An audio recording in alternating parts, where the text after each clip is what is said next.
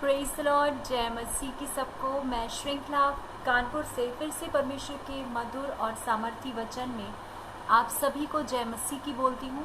मैं धन्यवाद देती हूँ उस परमेश्वर पिता का जिन्होंने आज का सुंदर दिन दिखाया और हमें जिंदों की ज़मीन पर रखा कि हम मुंह से उसके नाम का अंगीकार कर पा रहे हैं, उसके जलाली नाम को ले पा रहे हैं। और मैं धन्यवाद देती हूँ अनुपम अंकल और शबनम आंटी का कि उन्होंने मुझे फिर से मौका दिया अपने इस पेज आगरा मसीह मंडली पर लाइव आकर परमेश्वर के जलाली और सामर्थी वचन का प्रचार करने के लिए।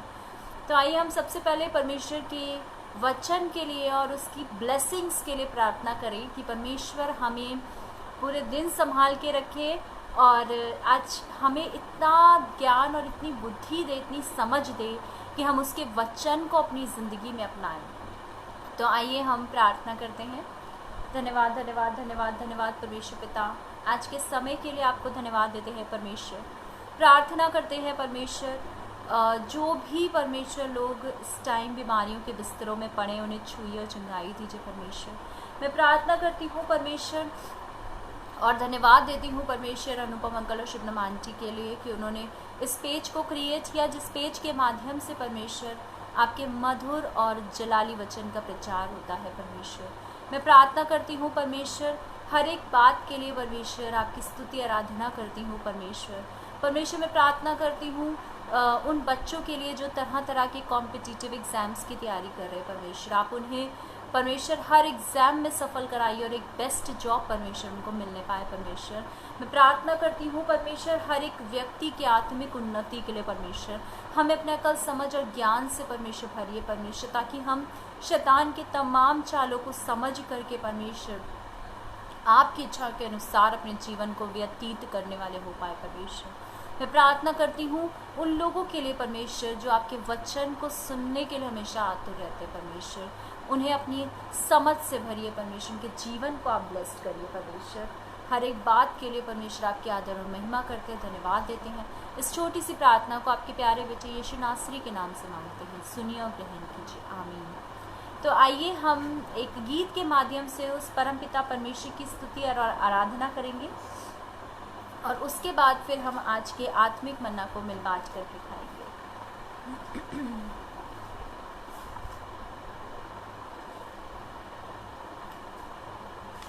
और जो गीत है जो आज हम परमेश्वर की स्तुति आराधना के लिए इस्तेमाल करेंगे वो गीत बहुत ही प्यारा है और परमेश्वर ज़रूर ब्लेसिंग्स देंगे, क्योंकि परमेश्वर हर एक व्यक्ति के जीवन में ज़रूर काम करते हैं अगर हम उसकी इच्छा के अनुसार चलते हैं। और ये गीत है तेरा लहू देता है हमको शिफा। तेरा लहू देता है हमको शिफा, तेरा लहू करता है पाप क्षमा, तेरा लहू देता है गवाही, मुझ में ही तो है मिलती रिहाई, तेरा लहू देता है गवाही, मुझ में ही तो है मिलती रिहाई, तेरा लहू सूखे हुए तन में फूके ये जान, तेरा लहू है सबसे महान, सूखे हुए तन में फूके ये जान, तेरा लहू है सबसे महान, तेरा लहू है सबसे महान। जिंदा लहू मुर्दों में फूके है जान, जिंदा लहू मुर्दों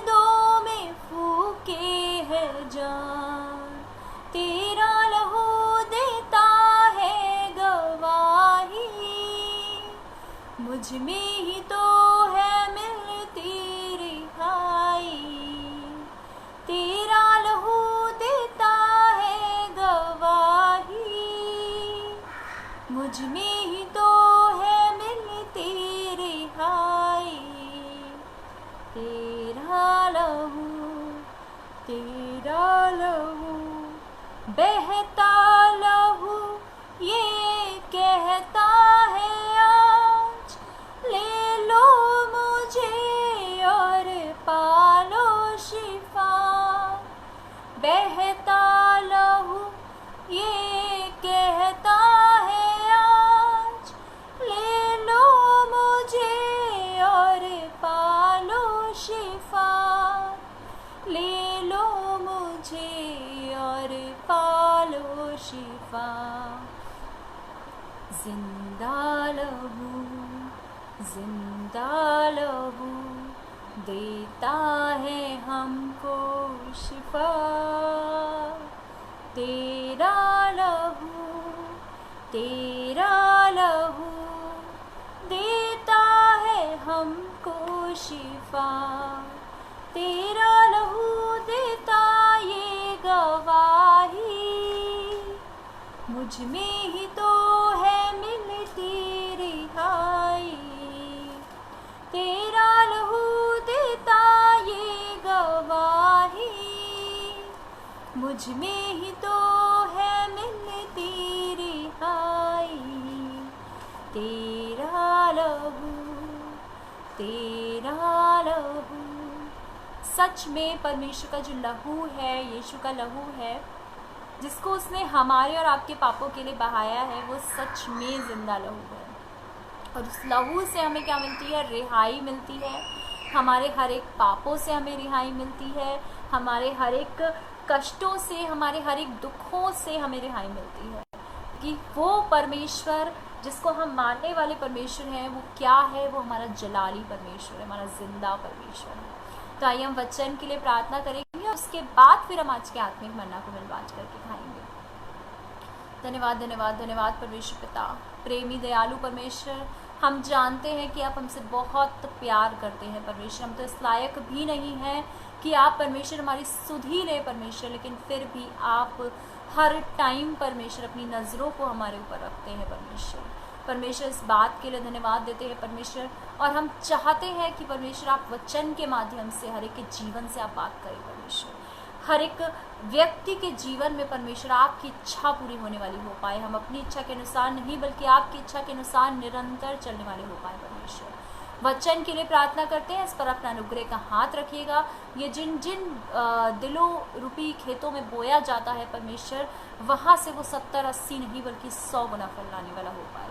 इस छोटी सी प्रार्थना को आपके प्यारे बेटे यीशु नासरी के नाम से मांगते हैं, सुनिए और ग्रहण कीजिए, आमीन।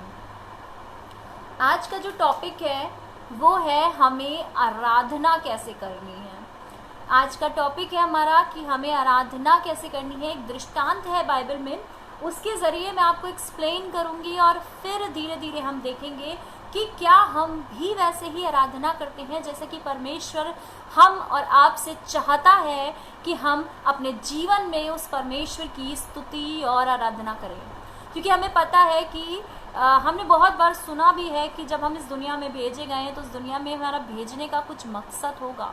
कहीं हम जाते हैं तो हम किसी न किसी एम से जाते हैं। अगर हम सुबह उठकर ऑफिस जाते हैं तो हम इस एम से जाते हैं कि हम अपने ऑफिस में सारा काम करेंगे, सैलरी लेंगे और उससे हम अपने पूरे दिन को चलाएंगे।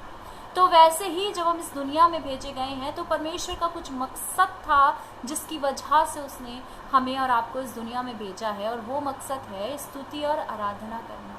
क्योंकि हमारा काम है परमेश्वर के सुसमाचार का प्रचार करना और उसकी स्तुति और आराधना करना।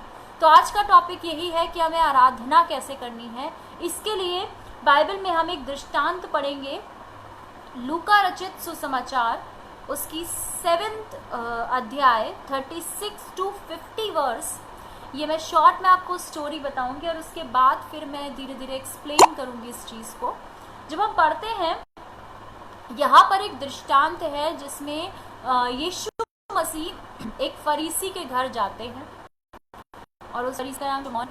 और वो उसके घर जाते हैं। जब वो घर जाते तो वहाँ पर एक पापी स्त्री आती है और वो परमेश्वर यीशु मसीह को जानती थी, उसने सुना होगा, और पापे ने इसलिए कहा गया क्योंकि शायद उसके पाप बहुत ज़्यादा होंगे, अनगिनत होंगे, इसलिए उसको यहाँ पर दृष्टांत में एक पापिन स्त्री कहा गया है।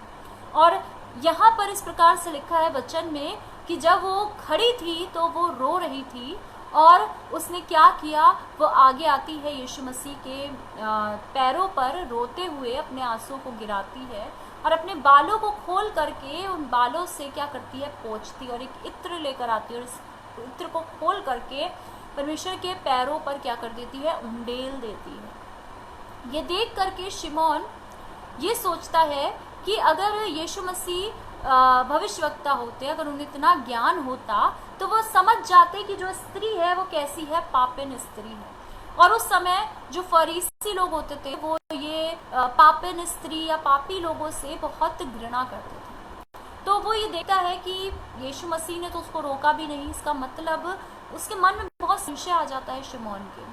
तो जब यीशु मसीह ये समझ लेते हैं तो वो शिमोन से पूछते हैं कि बताओ, एक व्यक्ति था और उसके 2 देनदार थे, एक को उसने 500 दिनार दिया और एक को उसने 50 दिनार दिया। उस समय दिनार एक दिन की सैलरी हुआ करती थी लोगों की। इतना अमाउंट आप इमेजिन कर सकते हैं कि 500 दिनार कितना होगा। तो शिमोन कहता है और यीशु मसीह कहते हैं कि दोनों को उसने पैसे दिए, दिनार दिए, और उसने वो नहीं चुका पाए दोनों, तो उस इंसान ने क्या किया, उसने इन दोनों के जो कर्ज थे उनको माफ़ कर दिया। तो इनमें से कौन उसको ज़्यादा प्यार करेगा, कौन उसकी तरफ ज़्यादा वफादार होगा? तो शिमोन कहता है कि भाई जिसका ज़्यादा पैसा माफ़ हुआ होगा वो ज़्यादा प्यार करेगा। तो वैसे ही यीशु मसीह इस दृष्टांत के माध्यम से कहना चाहते हैं कि ये स्त्री जो कि पापिन थी, इसका बहुत ज़्यादा पाप किया होगा इसने, और उस पाप को अगर मैं क्षमा करूँगा तो ये इसके दिल में इतना प्यार होगा, इसीलिए ये आई, ये रोई, इसने अपने बालों को खोला, इसने इत्र जो ये लेकर आई थी बहुत बहुमूल्य होगा, वो इत्र यीशु मसीह के पैरों पर क्या कर दिया, उंडेल दिया। अब इस दृष्टांत के माध्यम से मैं एक्सप्लेन करती हूँ कि हमें आराधना और स्तुति कैसे करनी है। सबसे पहली चीज़ जो हम इस दृष्टांत में देखते हैं वो ये है कि वो स्त्री जो पीछे खड़ी थी, हो सकता है कि उसको वहाँ पर जाने के लिए बहुत हिचकिचाहट हो रही हो सकता है उसको यीशु मसीह तो इनवाइटेड थे उसके घर में, शिमोन के घर, हो सकता है स्त्री को इनवाइट नहीं किया हो, वो एकदम से आ गई हो।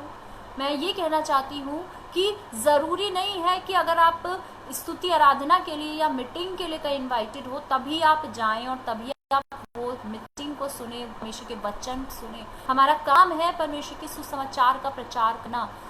अगर आपके मन में आगाही आती है कि हमें आज संडे को चर्च जाना है, अगर मुझे इस घर में इस तारीख को मीटिंग है, हमें पता चलता है और हम उस जगह जाते हैं, जैसे कि वो स्त्री, उसको नहीं पता था कि वो जाएगी और परमेश्वर का पुत्र यीशु मसीह उसके सारे पापों को क्षमा कर देगा, वैसे ही हमें नहीं पता कि अगर हम उस मीटिंग में जाएंगे तो परमेश्वर ने हमारे लिए उस मीटिंग में क्या ब्लेसिंग्स रखी हैं। हम और आप अपने दिमाग को लगाकर, हम और आप अपनी बुद्धि लगाकर वो सारी ब्लेसिंग्स जो कि परमेश्वर ने हमारे लिए सुरक्षित रखी हैं, वो सब हम क्या करते हैं, अपने दिमाग की वजह से उन सब ब्लेसिंग्स को खो देते हैं। सबसे पहली चीज़ जो हमें आराधना करनी है, हमें किसी मकसद से नहीं जाना है, बल्कि अगर हमारे दिल में आगाही आती है तो हमें वहाँ पर जाकर परमेश्वर के वचन को सुनना है। दूसरी चीज़ जो हम देखते हैं वो ये है कि जब यीशु मसीह ने उस स्त्री को देखा तो वो क्या कर रही थी, रो रही थी। उसके आंसू यीशु मसीह के पैरों पर गिरे, यानी टूटे हुए मन को परमेश्वर पसंद करता है। इसका एक और एग्जाम्पल जो हम बाइबल में पढ़ते हैं वो है हन्ना का एग्जाम्पल, कि हन्ना जब आराधनालय में प्रार्थना कर रही थी, जैसे कि आपको पता है एल्काना की 2 पत्नियां थी, हन्ना और पनिन्ना। हन्ना के कोई भी पुत्र नहीं था और पनिन्ना जो थी उसके पास बच्चे थे। तो जब वो जाती है हन्ना, तो वो वहाँ पर आराधनालय में जो मंदिर था वहाँ पर वो रो रो कर प्रार्थना कर रही है, और इतनी ऐसे रो रही है जैसे कि एली ने, जब वहाँ का जो याजक था, जब उसने देखा तो उसको लगा कि कोई नशा करके आया है और वो इस वजह से बड़बड़ा रही है और रो रही है। यानी इस तरीके से हमें प्रार्थना करनी है, जैसे वो स्त्री जो आंसू उसके बहे और यीशु मसीह के पैरों पर गिरे। तो यानी जब हम प्रार्थना करें, जब हम आराधना करें, तो ऐसा कनेक्शन होना चाहिए कि हमारा दिल बिल्कुल टूटा हुआ हो। अगर आप किसी चीज़ के लिए प्रार्थना करें, आप दिल खोल करके अपना दिल खोल करके अपने परमेश्वर के सामने रखिए, क्योंकि वो क्या करता है, मनो और गुर्दों को जांचने वाला परमेश्वर है। उसको सब पता है, उसे बताने की ज़रूरत नहीं है, लेकिन तब भी वो चाहता है कि हम अपने मुंह से बोल करके उसका अंगीकार करें। दूसरी चीज़, पहली चीज़ हमने ये देखी कि हमें बुलाहट में नहीं जाना है, हमें खुद ही जाना है अगर हम उसके वचन को सुनने के लिए आतुर रहते हैं। दूसरी चीज़ हमने ये देखी कि हमें आसपास के लोगों की परवाह नहीं करनी है कि वो कैसे प्रार्थना कर रहा है, या अगर मैं रो के प्रार्थना करूँगी, अगर मैं अपने हाथों को परमेश्वर के लिए उठाऊंगी तो सामने वाला क्या कहेगा कि देखो ये कैसे प्रार्थना कर रही है, रो रही है। हमें किसी और को नहीं दिखाना है। जैसे दाऊद जब प्रार्थना करता था तो वो नाचने लगता था, और उसकी पत्नी को ये पसंद नहीं था। उसकी पत्नी ने उससे बोला कि तुम तो इतने बड़े राजा हो और तब भी तुम क्या कर रहे हो, तुम नाच रहे हो। तो दाऊद ने कहा, मुझे पता है मैं कहाँ से आया था और कैसे परमेश्वर ने मुझे कहाँ से राजा बनाया। वैसे ही हमें किसी को नहीं दिखाना है कि हम कैसे आराधना कर रहे हैं, स्तुति कर रहे हैं। हमें अपने परमेश्वर को खुश रखना है, क्योंकि हम दुनिया को खुश नहीं रख सकते, हम सिर्फ अपने परमेश्वर को खुश रख सकते हैं। और अगर हम परमेश्वर को खुश रखते हैं तो सारी चीज़ें मिल करके हमारे लिए भलाई ही उत्पन्न करेगी। तीसरी चीज़ जो हम देखते हैं वो ये है कि जब ये स्त्री आई तो उसने क्या किया, अपने बालों को खोला और यीशु मसीह के पैरों को क्या किया था, पोंछा। बाल एक स्त्री के लिए सुंदरता का प्रतीक होते हैं। बहुत सुंदर अगर किसी के बाल है तो वो जो व्यक्ति है, जो स्त्री है, वो बहुत अच्छी लगती है। सुंदरता का प्रतीक है बाल, बड़े बड़े बाल। हो सकता है उसके बहुत बड़े बाल हों। आज के ज़माने में अगर हम किसी से कह दें अपने बालों को खोल करके किसी के पैर को पोंछ लो, तो शायद हम नहीं पोंछेंगे। लेकिन उस स्त्री ने क्या किया, उन बालों को खोला, फिर इत्र को खोला और इत्र को पूरा परमेश्वर के पैरों पर क्या कर दिया था, उंडेल दिया था। यानी हमें भी अपनी बहुमूल्य चीज़ जो कि परमेश्वर ने, क्योंकि परमेश्वर का ही दिया हुआ है सब कुछ, हम उसे पैसा नहीं दे सकते क्योंकि उसी ने हमें दिया है। हम उसे कोई चीज़ नहीं दे सकते क्योंकि वो भी परमेश्वर की दी हुई है। हम उसे क्या दे सकते हैं, हम उसे अपना अच्छा चरित्र दे सकते हैं, हम उसे अपना अच्छा स्वभाव दे सकते हैं, हम उसे अपना समय दे सकते हैं। आज के समय में जो आज के टाइम पर समय जो है किसी के लिए बहुत बहुमूल्य होता है, क्योंकि आज के समय में किसी के पास टाइम ही नहीं होता है किसी के लिए। तो अगर हम अपने 24 घंटे में 2 घंटे 40 मिनट परमेश्वर को देते हैं तो हम अपने समय को, अपने बहुमूल्य समय को परमेश्वर को दे रहे हैं।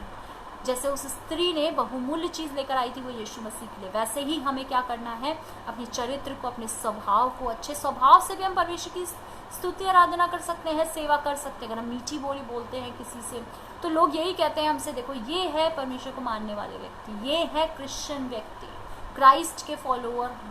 तो हमें अपने स्वभाव को, हमें अपने चाल चलन को परमेश्वर की दृष्टि में क्या करना है, सही रखना और अपने समय को परमेश्वर को देना है।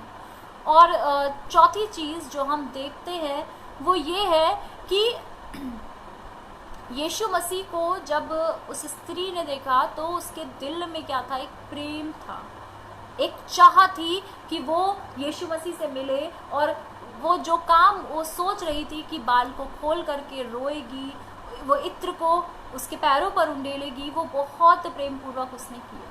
जब हम स्तुति और आराधना करने जाते हैं, जब हम आराधनालयों में जाते हैं, जब हम मीटिंग्स में जाते हैं, तो हम किसी के दबाव में नहीं जाए कि भाई हमारे घर में हमें बैठना ही है, या हमें हर संडे हमें जाना पड़ता है। क्योंकि अगर हम नहीं जाएंगे तो जो लोग मिलते हैं, जो आस-पास हमारे रहते हैं, वो हमसे पूछेंगे भाई आप संडे को कहाँ थे।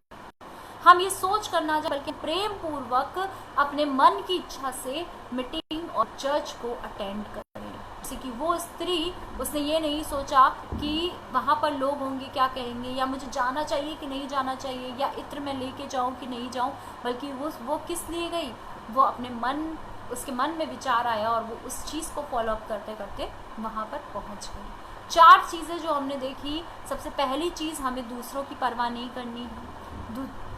दूसरी चीज़ कि हमें आगाही आने पर हमें जाना ही जाना है। हमें ये नहीं देखना है कि हम मीटिंग में जाएं कि नहीं जाएं, क्योंकि परमेश्वर हमारे लिए बहुत अद्भुत काम करते हैं। तीसरी चीज़ जो हमने देखी, हमें ये परवाह नहीं करनी है कि हमें प्रार्थना कैसे करनी है। अगर आपका मन कर रहा है आप रोए तो आप रोइए, अगर आपका मन कर रहा है आप घुटनों के बल रह के प्रार्थना करिए, आप घुटनों के बल रह के प्रार्थना करिए, क्योंकि हमें परमेश्वर को दिखाना है, हमें किसी और को नहीं दिखाना है। चौथी चीज़ जो हमने देखी कि हमें ये नहीं देखना है कि आसपास वाले क्या कह रहे हैं, हमें बल्कि ये देखना है कि हमारा और परमेश्वर का कनेक्शन कैसा है, हमारा और परमेश्वर की का जो रिश्ता है वो कैसा है। इसके बाद हम देखते हैं लय व्यवस्था, उसका पहला अध्याय, उसकी 6 से 9 आयत पे। यहाँ पर पुराने समय पर जो बलियाँ होती थी, जैसे अगर आप कोई पाप करते थे तो लोग बलि चढ़ाते थे, तो वो हमें देखने को मिलती हैं। तो यहाँ पर 4 चीज़ें हैं जो कि फॉलोअप करी जाती थी। पहली चीज़ जो हमें देखने को मिलती है वो है कि जो जानवर होता था उसकी खाल उतार दी जाती थी, उसकी खाल उतारते थे। दूसरी चीज़ उसके टुकड़े टुकड़े किए जाते थे। तीसरी चीज़ उसको जल से धोया जाता था, उसको शुद्ध किया जाता था। चौथी चीज़ उसको सुगंधदायक बनाया जाता था, तो वो परमेश्वर को भाती थी, जो बलि होती थी वो भाती थी। पर नए नियम में सब कुछ चेंज हो गया है। नए नियम में कुछ चीज़ें जो है वो एड ऑन हुई हैं, तो वो आज हम देखेंगे कि अभी हम, क्योंकि अब हम बलि नहीं चढ़ाते, हम क्या करते हैं वो अब हम देखते हैं। इसके लिए हम पढ़ेंगे इफिसियों 4 और उसकी 22 वर्स। इफिसियों 4 और उसकी 22 वर्स इस प्रकार लिखा है कि तुम अगले चाल चलन के पुराने मनुष्यत्व को, जो भरमाने वाली अभिलाषाओं के अनुसार भ्रष्ट होता जाता है, उतार डालो। यानी पुराने समय में जानवरों की खाल उतारते थे बलि करने से पहले। हमें अभी क्या करना है, क्योंकि हम परमेश्वर को धन्यवाद का बलिदान चढ़ा सकते हैं, हम उसको धन्यवाद का बलिदान चढ़ाएंगे। सिर्फ इतना ही काफ़ी नहीं है। सबसे पहली चीज़ जो हमें फॉलो करनी है वो क्या करनी है, अपने पुराने मनुष्यत्व को उतारना है। पुराना मनुष्यत्व मतलब जो चीज़ें हमारे दिल में, हमारे जीवन में हैं और हमें हमारे परमेश्वर से दूर करती हैं, उन सब चीज़ों को हमें उतार करके क्या कर देना है, फेंक देना है। पुराने मनुष्यत्व को उतार देना है, चाहे वो आपकी ईर्ष्या हो, चाहे वो आपकी जलन हो, चाहे वो आपका गुस्सा हो, चाहे वो कोई भी ऐसी चीज़ जिसको परमेश्वर पसंद नहीं करता है, जो कि हमें अपने परमेश्वर से दूर करती हैं, वो सारी चीज़ें उतार करके क्या करनी है, हमें फेंक देनी है। जैसे पहले समय में जब बलि चढ़ाया जाता था तब जानवरों की खाल उतारी जाती थी, वैसे ही हमें उतार करके क्या करना है, फेंक देना है। दूसरी चीज़ जो हम देखते हैं वो है इफिसियों ही की पत्री है और उसकी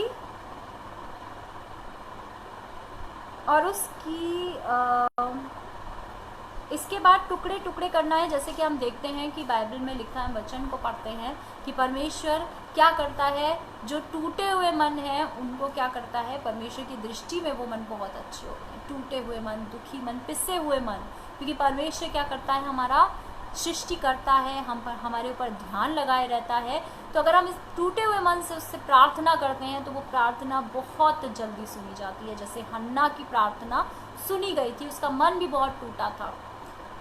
इसके बाद तीसरी चीज़ जो हमने देखी, जल से धोना। इसके लिए हम इफिसियों 5 उसकी 26 वर्स पढ़ते हैं। यहाँ पे इस प्रकार लिखा है कि उसको वचन के द्वारा जल के स्नान से शुद्ध करके पवित्र बनाए। हमें जल से, जैसे इसमें धोया जाता था जानवरों के टुकड़ों को, वैसे ही हमें क्या करना है, वचन के माध्यम से अपने शरीर को, अपनी प्रार्थनाओं को धोना है। वचन के माध्यम से अपने शरीर को शुद्ध करना है। सबसे पहली चीज़ अपने पुराने मनुष्यत्व को उतारना है, अपने टूटे हुए मन को परमेश्वर के सामने रखना है, और क्या करना है, वचन के माध्यम से क्या करना है, अपने शरीर को पवित्र करना, अपने शरीर को क्या करना है, धोना है। और इसके बाद जो लास्ट चीज़ थी वो थी कि सुगंधदायक बनाना है। इसके लिए हम पढ़ेंगे 2 कुरिन्थियों उसकी 2 बाब उसकी 14वीं आयत में 14th वर्स में। परंतु परमेश्वर का धन्यवाद हो जो मसीह में सदा हमको जय के उत्सव में लिए फिरता है और अपने ज्ञान का सुगंध हमारे द्वारा हर जगह फैलाता है। यानी परमेश्वर का ज्ञान अगर हमें होगा तो हम हर जगह क्या करेंगे, सुगंध ही फैलाएंगे। यहाँ पर हमने देखा कि आराधना कैसे करनी है, और आराधना जब पहले से करते थे तो बलि चढ़ाई जाती थी, और हम जब आराधना करेंगे तो हमें कैसे बलि चढ़ानी है, हमने ये देखा। पहली चीज़, हमें अपने पुराने मनुष्यत्व को उतारना है। दूसरी चीज़ जो हमने देखी, हमें अपने पिसे हुए मन को परमेश्वर के सामने रखना है। चौथी चीज़ जो हमने देखी, तीसरी चीज़ जो हमने देखी कि पहले जल से धोया जाता था, वैसे ही हमें वचन से अपने शरीर को धोना है। और चौथी चीज़ जो देखी कि उसे सुगंधदायक बनाया जाता था, वैसे हमें परमेश्वर के वचन के, उसके ज्ञान के माध्यम से हमें अपने आप को क्या करना है, सुगंधदायक बनाना है। इन्हीं इनक्रेजिंग वर्ड्स के साथ मैं आज का सेशन यहीं पर एंड करूंगी। आशा करती हूँ कि ये वचन आपके जीवन में ज़रूर काम करेगा और आप परमेश्वर के वचन में, उसके ज्ञान में आगे बढ़ते जाएंगे। तो आइए हम अंतिम प्रार्थना करते हैं और उसके बाद फिर हम आज के इस सेशन को एंड करेंगे। धन्यवाद धन्यवाद धन्यवाद परमेश्वर पिता, हम जानते हैं परमेश्वर आप हमसे बहुत प्यार करते हैं परमेश्वर, आप हमारी हर एक बात की, हर चीज़ सुधी रखते हैं परमेश्वर। मैं प्रार्थना करती हूँ आज जो भी वचन परमेश्वर आपके वसीले से, आपके वचन के माध्यम से दिया गया परमेश्वर, वो हर एक की ज़िंदगी में काम करे परमेश्वर। मैं प्रार्थना करती हूँ आने वाले समय को आपके हाथों में सौंपती हूँ, हमारी नहीं बल्कि आपकी इच्छा निरंतर हमारे जीवनों में पूरी होती रहे परमेश्वर। मैं प्रार्थना करती हूँ अनुपम अंकल और शबनम आंटी के लिए परमेश्वर, उनके घर को आप ब्लेसिंग से भरिए परमेश्वर। स्पेस से जितने भी लोग जुड़े हैं परमेश्वर, जितने लोग वचन को का प्रचार करते हैं, जितने लोग वचन को सुनते हैं, दोनों को आप ब्लेसिंग्स से भरिए परमेश्वर। आप उनके जीवन को आप ब्लेसिड करिए परमेश्वर। मैं प्रार्थना करती हूँ परमेश्वर, हर एक बात में आपकी आदर और महिमा करती हूँ परमेश्वर।